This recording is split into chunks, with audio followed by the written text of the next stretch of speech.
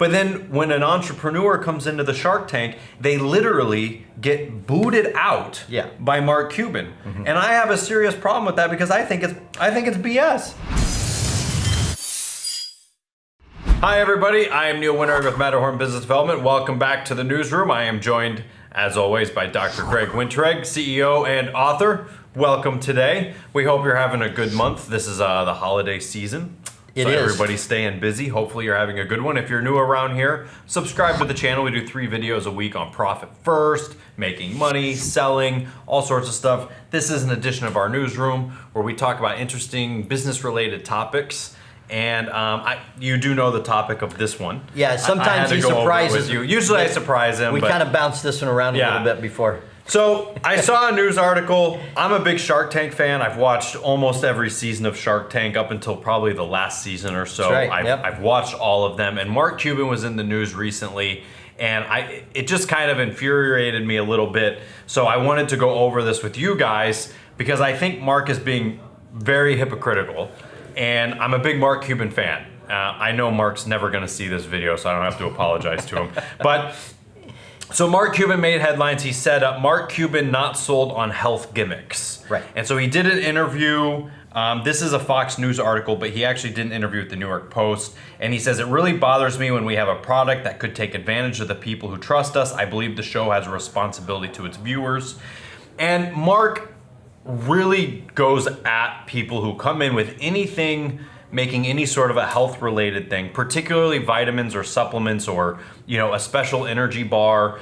I mean, I saw an episode recently where he just straight up attacked the people doing the pitch to the point where the other sharks couldn't actually talk.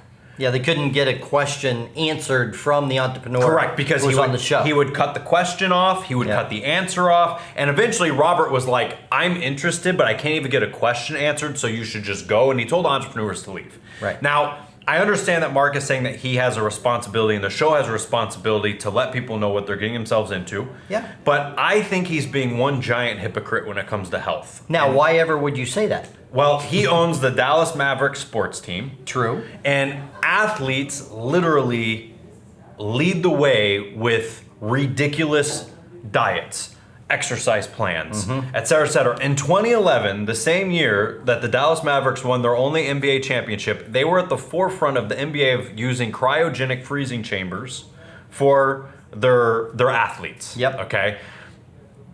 Where is the science and reason? He's calling supplements and vitamins pseudoscience, but I guarantee you 99% of the players that play for his organization take supplements. In the past, he has praised Steve Nash for extending his career through what was considered revolutionary dieting at the time and supplement training and all this stuff. And then they have cryogenic freezing chambers, which cost $55,000 for the chamber. Right. And now, I'm going on a rant here, but I hadn't noticed. The Dallas Mavericks spend upwards of $150,000 a year to have blood samples taken, sent to a lab and analyzed, and then sent back with diet, nutrition, and exercising recommendations based off of blood work.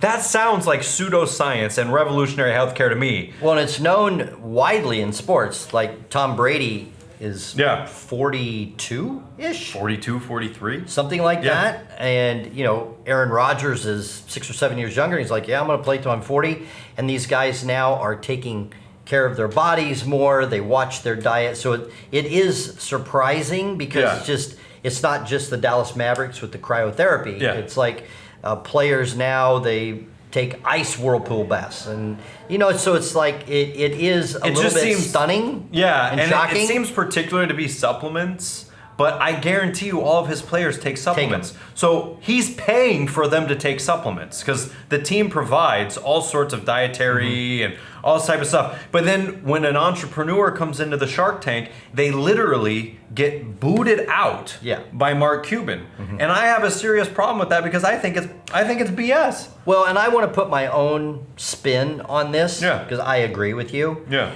But somebody like Mark Cuban's opinion, I mean, he's an opinion leader. Yeah. And he can influence people.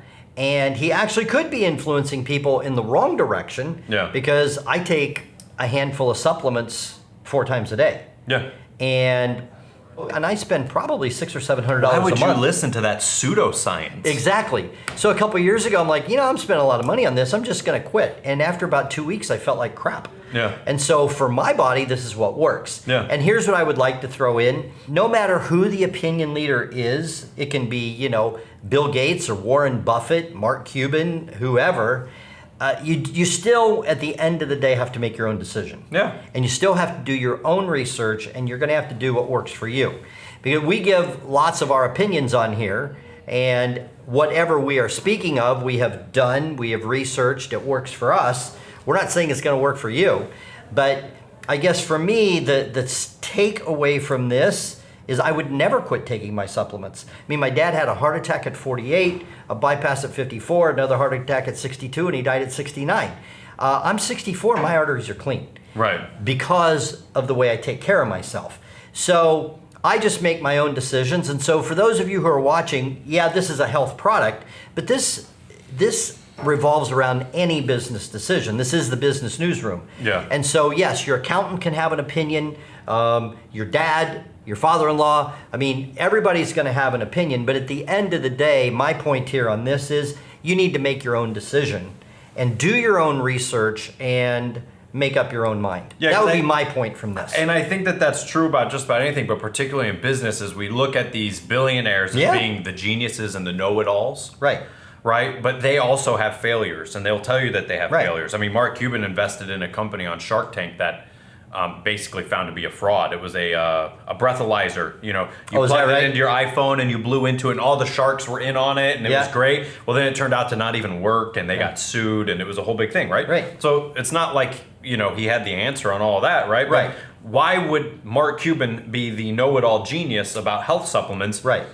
And he owns a sports team that uses them, and that's just what kind of is so funny. So to me. that's the point that People I can want. be prejudiced in business. Yeah, and so you can't listen to what that guy says about X, Y, and Z. Yeah. And we have to understand that they're normal people just like we are, and they make mistakes too, and they have their own ideas Right. about things. And just because he hit it out of the park with selling one of his businesses at the right time in the dot-com boom, and he's great with these other businesses, doesn't mean that he's right about this. Everything, right.